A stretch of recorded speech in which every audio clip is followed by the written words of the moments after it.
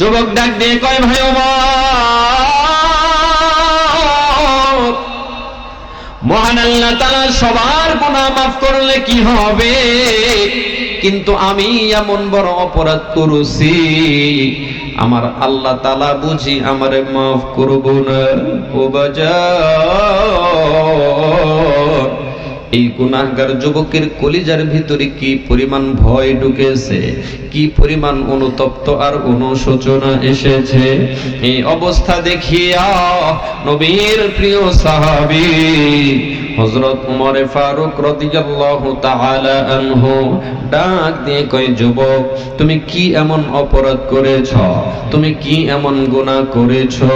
যুবক ডাক দিয়ে কয়, ভাই ওমর, আমার গুনাহের কথা তুমি শুধুমাত্র শ্রবণ করতেই পারবা, তুমি আমার কোনো কল্যাণ করতে পারবা না, তুমি আমার কোনো উপকারে আসবে না। হযরত ওমর ডাক দিয়ে কয়, ভাই রে, তুমি কি এমন গুনাহ করছ, তুমি আমারে কইলা কও, আমি দেখি তোমার কোনো উপকার করতে পারি কিনা। এইবার গুনাহগার যুবক ডাক দিয়ে কয়, ভাই ওমর, না না, আমি তোমার সাথে আমার গুনাহের কথা শেয়ার করব না। ও বাজার, খুব গভীর মনোযোগ দিয়ে তথ্যটি বোঝার এবং শ্রবণ করার চেষ্টা করেন। এইবার হযরত ওমর ডাক দিয়ে কয়, যুবক রে, তোমার গুনাহের কথা যদি আমি ওমরকে শেয়ার না করো, আমি ওমরের সাথে যদি তুমি না জানান দাও, তাহলে মক্কা মদিনার ভিতরে এমন একজন শ্রেষ্ঠ মানব আছে, এমন একজন রহমতের নবী আছে, যার সাথে তোমার গুনাহের কথাটা শেয়ার করলে অবশ্যই তোমার কল্যাণ হবে। আল্লাহু আকবার বলেন। এইবার গুনাহগার যুবক ডাক দিয়ে কয়, ভাই ওমর, কি তার পরিচয় কোথায় গেলে পাবো? হযরত ওমর ডাক দিয়ে কয়, তুমি কি জানো না, মদিনার ভিতরে আব্দুল্লাহর বেটা মুহাম্মদ নামে একজন নবী আছে, যেই নবীকে আল্লাহ তাআলা গোটা পৃথিবীর ভিতরে রহমত করে বানাইয়া পাঠাইয়া দিছে। গুনাহগার যুবক এই তথ্যটি পাইয়া ডাক দিয়ে কয়, ওমর ভাই, আর দেরি করিও না, আমাকে ওই নবীর নিকটে নিয়ে চলো। এইবার ওমরের হাত ধরিয়া গুনাহগার যুবক হাঁটি হাঁটি পা পা করিয়া নবীর বাড়ির দিকে রওনা করল। নবীর বাড়ির দরওয়াজায় যাইয়া হযরত ওমর ডাক দিয়ে কয়, যুবক রে, তুমি এই গেটের মাঝে দাঁড়ায় যাও, আমি নবীর থেকে অনুমতি নিয়ে আসি, দেখি ভিতরে যাওয়ার কোনো অনুমোদন পাই কিনা। হযরত ওমর নবীর সামনে দাঁড়াইয়া গেল, ডাক দিয়ে কয়, নবী গো, আপনার বাড়ির দরওয়াজায় একজন গুনাহগার যুবককে দাঁড় করিয়ে রেখেছি, এত বেশি গুনাহ করেছি, আপনার সামনে আসতে ভয় পায়। নবী গো, আমি যুবককে সাথে নিয়ে এসেছি, সে তার দিলের মাঝে প্রচুর পরিমাণে অনুতপ্ত আর অনুশোচনা এসেছে। নবী আমার ডাক দিয়ে কয়, ওমর রে, ওই যুবককে আমার ঘরের ভিতরে নিয়ে আসো। যুবককে ঘরের ভিতরে নিয়ে যাওয়া হলো, নবীজির পাশে যুবককে বসিয়ে দেওয়া হলো। আমার আপনার রহমতের নবী ডাক দিয়ে কই, যুবক রে, তুমি কি এমন গুনাহ করেছ? তোমার গুনাহের কথা আমি পরে শুনবো। তুমি কি এমন অপরাধ করেছ? তোমার অপরাধের কথা আমি পরে শুনবো। আগে বলো, তুমি সকাল বেলায় নাস্তা করছনি? আল্লাহু আকবার বলে। কেমন রহমতের নবী! ডাক দিয়ে কই, যুবক, তোমার চেহারাটা তো মলিন দেখা যায়, তুমি কি খাইছো বলো? গুনাহগার যুবক ডাক দিয়ে কয়, নবী গো, আমি এত বেশি গুনাহ করেছি, এত মারাত্মক ভুল এবং অন্যায় অপরাধ করেছি, আমি খাইতে পারি না, আমি বসতে পারি না, আমার ঘুম নাই, আমার খাওয়া খাদ্য বন্ধ হয়ে গেছে। নবী আমার ডাক দিয়ে কয়, যুবক রে, রহমতের নবীর কাছে চলে আসছো, আর কোনো চিন্তা নাই, আমি তোমাকে নাস্তা করাবো, এরপরে শুনবো তুমি কি এমন অপরাধ করেছ। ওমা আরসালনাকা ইল্লা রাহমাতাল লিল আলামিন,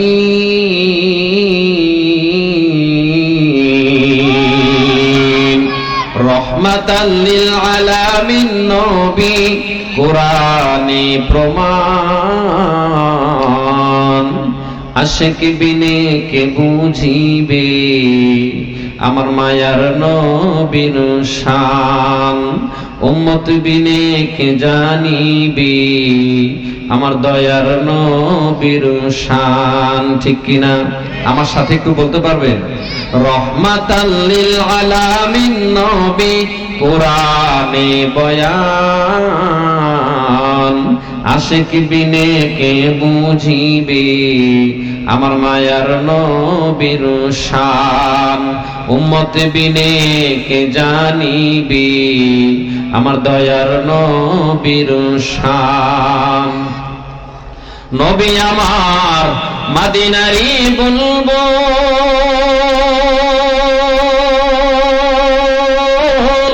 বহু যত্নে নাম রাইখা মুহাম্মদ রাসূল। মারহাবা কর। নবী আমার মদিনারি বুলবুল, বহু যত্নে নাম রাইখা মুহাম্মদ রাসূল।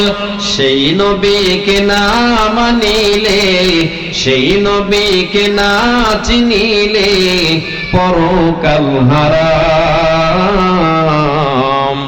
আশিক বিনে কে বুঝিবে আমার মায়ার নবীর শান, উম্মত বিনে কে জানিবে আমার দয়ার নবীর শান। লা ইলাহা ইল্লাল্লাহ, জোরে ভাই বলি, আমার একটু বাড়াইতে হবে।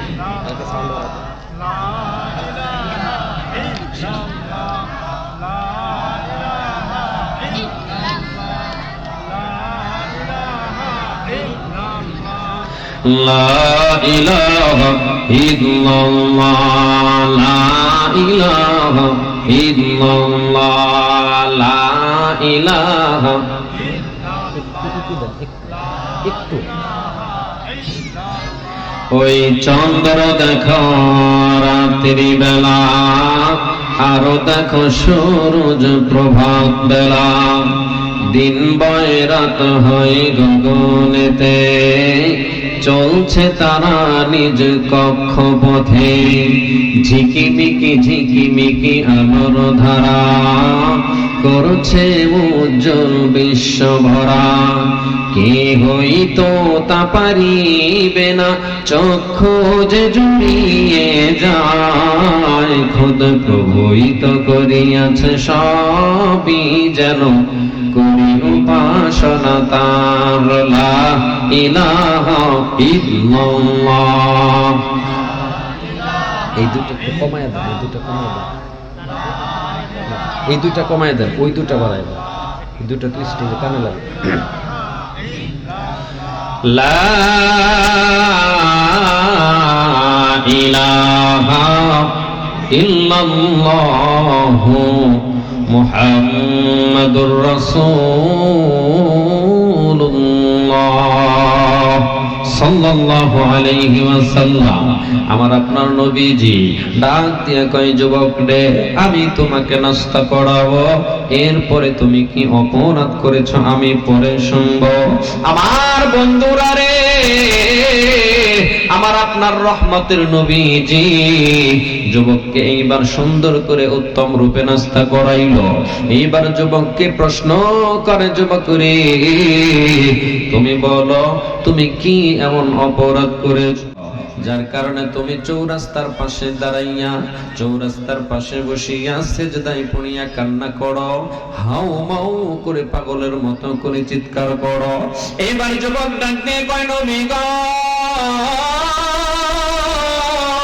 আমি এত বড় অপরাধ করেছি, আমার অপরাধের কথা যদি তুমি শোনো তাহলে তো বড় কষ্ট পাইবা, আমার উপর তুমি ক্ষিপ্ত হইয়া যাইবা। রহমতের নবীজি ডাক দিয়ে কয় যুবক রে, আমি তোমার কিচ্ছু কইতাম না, তুমি বলো বলো তুমি কি এমন অপরাধ করেছ। এইবার যুবক গুনাহের কথাটা উচ্চারণ করতে ভয় পায়। আমার আপনার রহমতের নবী ডাক দিয়ে কয় যুবক রে, তুমি কি এমন অপরাধ করেছ, তোমার গুনাহটা কি 7 তবক আসমান জমিনের চেয়েও বড় নাকি? আল্লাহু আকবার বলেন। এইবার গুনাহগার যুবক ডাক দিয়ে কয় নবী গো,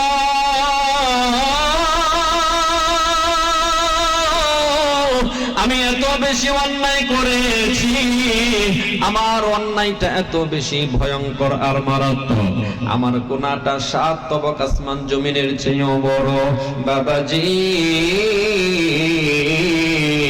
এইবার আমার আপনার নবীজি ডাক দিয়ে কয় যুবক রে, তোমার গুনাহ কি মাওলা পাকের আরশে আজিমের চেয়েও বড় নাকি?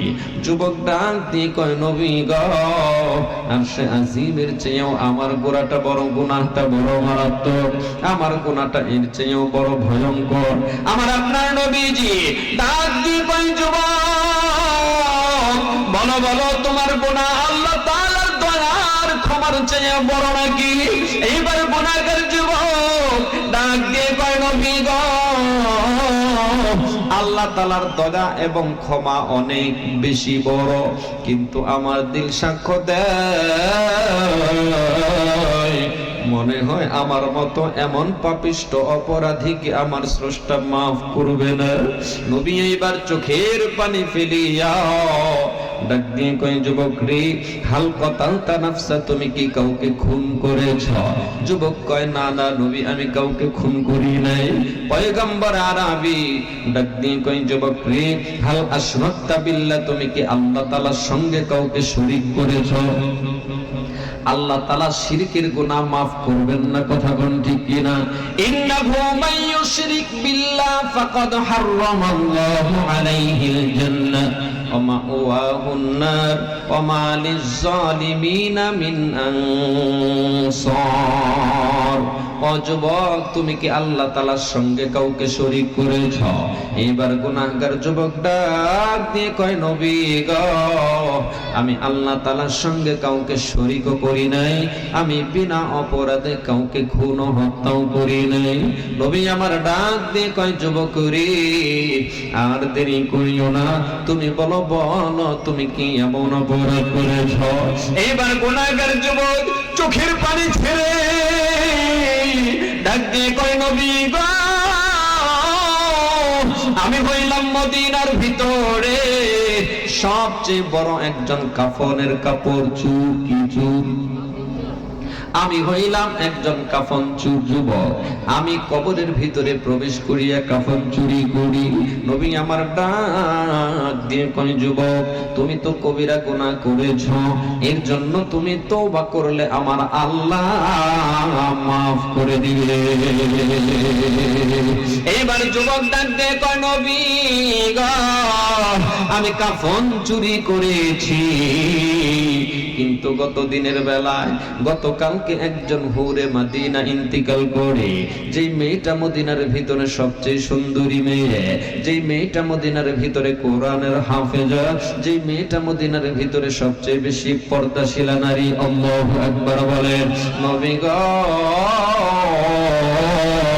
এই মেয়েটা যখন ইন্তিকাল করে, এই মেয়েটাকে যখন তার আত্মীয় স্বজন পরিবার প্রতিবেশী কাফন দাফন কবরস্থ করে, নবী গো এই তথ্যটা যখন আমি কাফন চোরার কানে পৌঁছায়া যায়, রাত্রি যখন গভীর হয় গো নবী, রাত্রি যখন গভীর হয়, এই গভীর রজনীতে দুনিয়ার সবাই যখন ঘুমায়, গোটা মক্কা মদিনার মানুষ যখন ঘুমায়, ও নবী গো আমি কাফন চোর রাত্রি বেলায় ঘুম থেকে উঠিয়া এই যুবতী কবরের নিকটে চলে যাই। কবরের কাছে যাইয়া এক পার্শ্ব থেকে মাটি সরাইতে সরাইতে গোটা কবরের উপর থেকে আমি মাটিগুলো সরাইয়া উন্মুক্ত করে ফেলি। এরপরে গনবে ওই যে হুরে মদিনা এই সুন্দরী নারীর দেহ থেকে 5 টুকরা কাফনের কাপড়, মেয়েদেরকে কয় টুকরা কাফনের কাপড় দেওয়া হয়? আর একটু জোরে জোরে কন্যা কয় টুকরা? এবং ছেলেদেরকে দেওয়া হয় কয় টুকরা? এ মুরব্বী বাবারা, ও পর্দার তরুণের মারা, মেয়েদেরকে 5 টুকরা সাদা কাপড় দেওয়া হয়।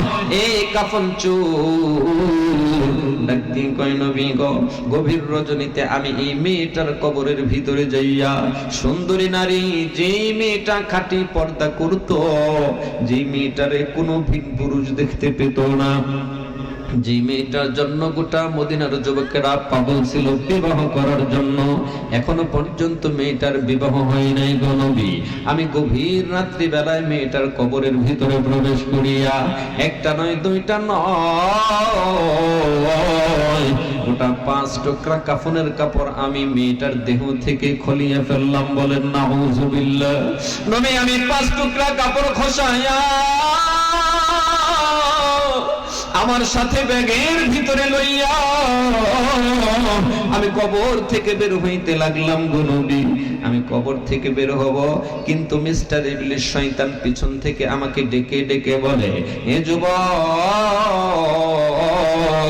এত সুন্দর হুরে মদিনা, এত সুন্দর পর্দাশীলা নারী, এত সুন্দর কোরআনের একজন হাফেজা কবরের ভিতরে শুইয়া আছে বিবস্ত্র হইয়া উলঙ্গ অবস্থায়, তুমি যদি এই মেয়েটার সঙ্গে অপরাধ করো, এই মেয়েটার সঙ্গে যদি তুমি জিনা ব্যভিচারে লিপ্ত হয়ে যাও, কেউ দেখবে না, মেয়েটাও তোমাকে বাধা দিতে পারবে না। নবীজি আমি শয়তানের চক্রান্তে পড়িয়া,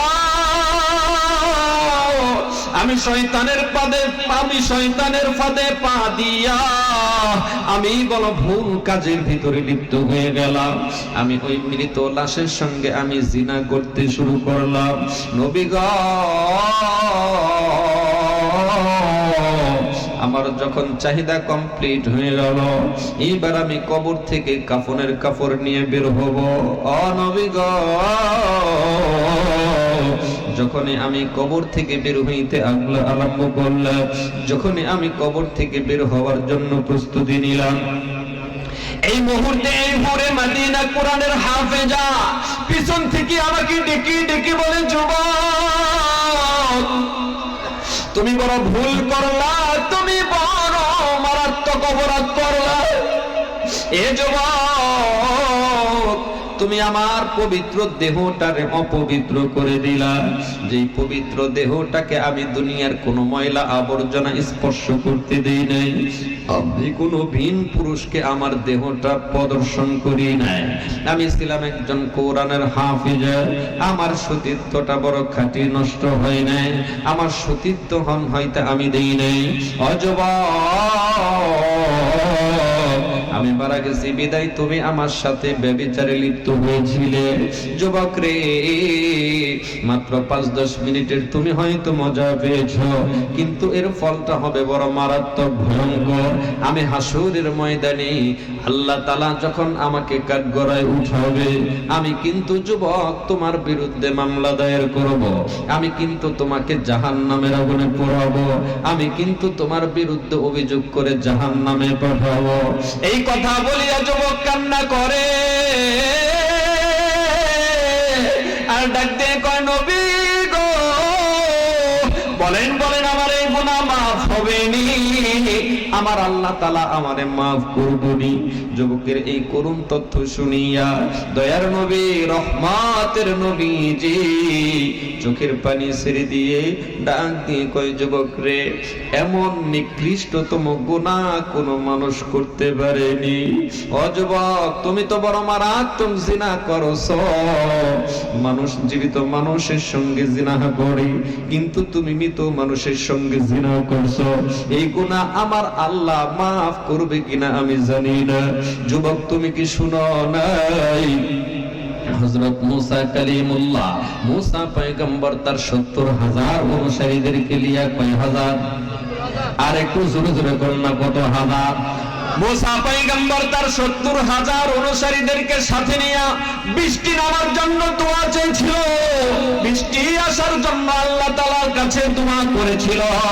কিন্তু ওই 70,000 অনুসারীদের মাঝে একজন ছিল জিনাকারী। কয়জন? আর একটু জোরে জোরে কোন কতজন? একজন ছিল জিনাকারী। এই একজন জিনাকারীর অন্যায়ের কারণে আল্লাহ তাআলা আসমান থেকে মুসা পয়গম্বরকে জানিয়ে দেয়, ও বন্ধু মুসা পয়গম্বর, তুমি দিনরাত 24 ঘন্টা দোয়া করলে কি হবে? আমি দোয়া কবুল করতে পারবো না, কারণ তুমি যাদেরকে নিয়ে দোয়া করতেছ তাদের মাঝে একজন আছে জিনাকারী। এই জিনাকারী যতক্ষণ পর্যন্ত তোমার দল থেকে বের না হবে ততক্ষণ পর্যন্ত আমি আল্লাহ তোমার দোয়া কবুল করব না। কথা বলেন ঠিক কিনা? এইবার আমার আপনার নবীজি ডাক দিয়ে কই, যুবক, তুমি কি গুনাহ করেছো? তাড়াতাড়ি আমার দরওয়াজা থেকে বের হয়ে যাও। এইবার যুবক হতাশাগ্রস্ত হইয়া চোখের পানি ফেলতে ফেলতে মদিনা থেকে বের হয়ে যায়। মদিনার সবচেয়ে বড় উঁচু পাহাড়ের উপরে উঠিয়া এইবার যুবক কান্না করে, আর সিজদায় পড়ে এত বেশি কান্না করে, এত বেশি বেশি কান্না করে, সিজদা করিয়া অনুতপ্ত হইয়া তওবা করিতে করিতে, কান্না করিতে করিতে, পরিবার ছাড়িয়া, বন্ধু বান্ধব, আত্মীয় স্বজন, গ্রাম এলাকা ছাড়িয়া, একদিন নয়, 2 দিন নয়, এইবার যুবক তওবা করতে সিজদা করতে করতে 15 দিন নয়, 20 দিন নয়, 30 দিন নয়, এই যুবক একাধারে 40 দিন অতিবাহিত করে দিয়েছে। এত বেশি কান্না করেছে, এত খাঁটি তওবা করেছে, দিলের মাঝে এত বেশি অনুতপ্ত আর অনুশোচনা এসেছে। আল্লাহ তাআলা জিবরাইল আমিনকে ডেকে ডেকে বলে, জিবরাইল, আমার এই বান্দা এত বেশি খাঁটি তওবা করেছে, আমার রহমতের দরিয়ায় জোশ বাইরে গেছে। জিবরাইল রে, আমার এই গুনাহগার বান্দার তওবা আমার বড় পছন্দ হয়েছে। আমার এই গুনাহগার যুবকের তামাম জিন্দেগীর গুনাহ আমি মাফ করে দিলাম। ইয়া আইয়ুহাল্লাযীনা আমানু তুবু ইলাল্লাহি তাওবাতান নাসুহা। আল্লাহু আকবার বলেন। पंचबीने जोद इस्तिगफार कौन गंब आमड़े खालिक आमुद काड़े कौन बज आ हर आच हस्ती बाज आ गम कफीरू की गुरु भुतुरस्ती बाज आ तौबा जो करता है हो कारो शर्मशार जोश में आता है आफू भी कर दे कर जोश में आता है आफू भी कर दे कर ला इलाहा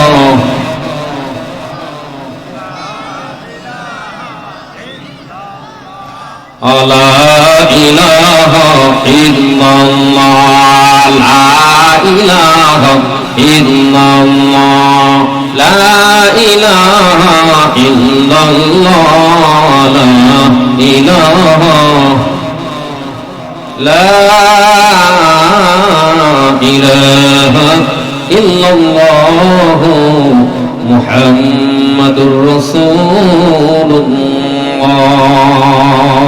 সকলেই পড়ি সাল্লাল্লাহু আলাইহি ওয়াসাল্লাম।